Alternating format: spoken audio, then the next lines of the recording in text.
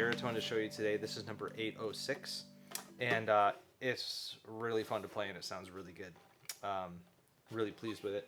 The back and sides are some awesome curly walnut that comes from Southern Oregon. It's from Kevin at woodfromthewest.com.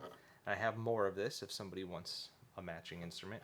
And I made the binding from the same walnut, so it's kind of cool because it blends in, but it doesn't blend in. You know, it stands out just enough, I think. And then the customer asked for a rope end graft and rosette, which I love to do, matched up with the regular binding. The top is a really nice piece of spruce. It's got some cool dark colors in it and some cool little natural bits of character that I really like. The neck is walnut down the middle with Porterford cedar on both sides. There's a piece of carbon fiber in the neck for stability, which is, I like doing that on baritones. And then a really cool set of pistachio for the fretboard head plate and bridge. Some real kind of dark green and brown stripy stuff.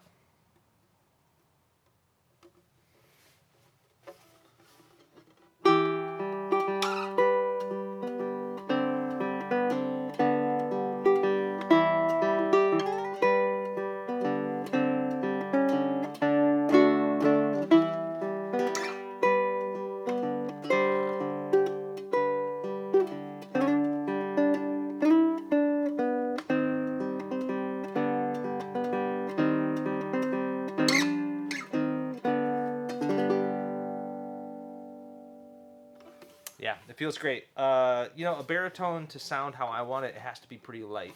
Some of the old baritones are real thick and muddy, but not this one. It feels good. It's got to be light in the right places so it sounds good, but strong in the places it needs to hold together over time. One of my favorite challenges. So, yeah, I'm just really pleased with the aesthetic and the sound of this one. It's just really cool.